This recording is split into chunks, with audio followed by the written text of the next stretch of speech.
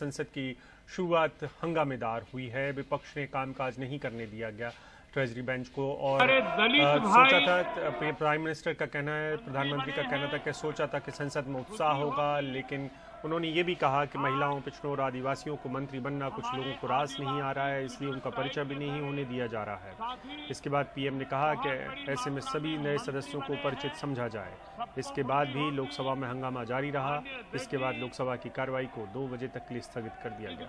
सदन में हमारे साथी सांसद जो किसान परिवार से हैं, ग्रामीण परिवेश के हैं, सामाजिक आर्थिक, मैं सोच रहा था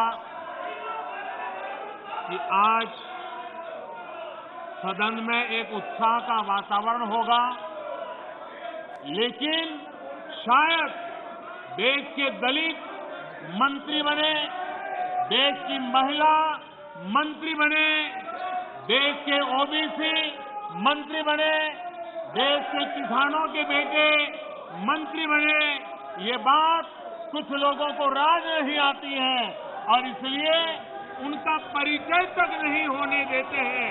और इसलिए माननीय अध्यक्ष जी, मंत्रिमंडल में नवनियुक्त सदस्यों को लोकसभा में इंट्रोड्यूस समझा जाए।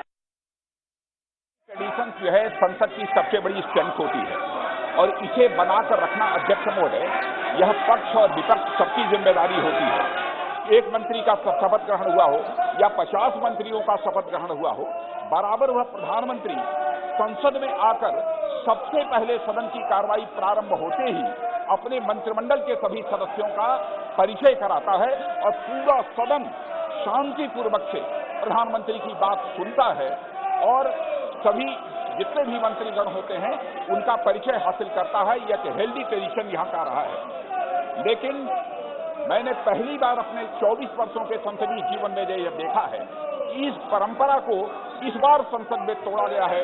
अध्यक्ष महोदय, मैं कहना चाहता हूं कि जो कुछ भी कांग्रेस ने किया है वह दुखद है, वह दुर्भाग्यपूर्ण है और साथ ही साथ यह अनहेल्दी अप्रोच है। यह कहते हुए मैं अपनी बात समाप्त करता हूं। और लोकसभा का जो हंगामा चल रहा था उस वक्त में हमारे साथी राजीव रंजन संसद के अंदर थे और उन्होंने क्या क्या देखा इस बारे में और जानकारी के लिए हमारे साथ वो खुद मौजूद है। राजीव, क्या क्या हुआ संसद में? बहुत सारी चीज़ें हम कैमरे के जरिए नहीं दिखा पाते हैं, आपने वहाँ पे क्या क्या देखा वो हमारे दर्शकों को बताएं। कि जो संसद का जो मानसून सत्र की कार्रवाई जैसे शुरू हुई, विपक्ष जो है एक कह सकते हैं कि पोस्टर लेके जो है सामने आया।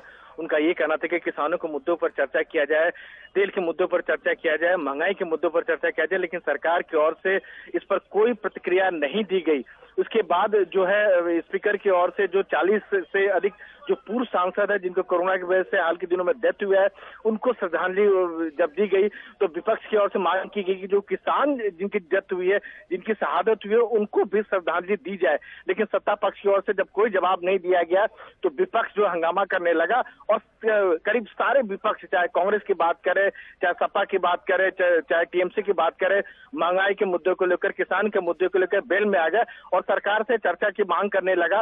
लेकिन इस बीच जो है प्रधानमंत्री की ओर से बयान आया कि जो कुछ लोग जो नहीं चाहते हैं जो दलित और आदिवासी जो मंत्री बन रहे हैं, लेकिन विपक्ष का साफ तौर पर यह कहना है कि हम आपसे मांग कर रहे हैं कि किसान पिछले 8 महीने से जो है सर्दी गर्मी बरसात हो गया प्रदर्शन कर रहे हैं, आप उनकी बात सुनिए।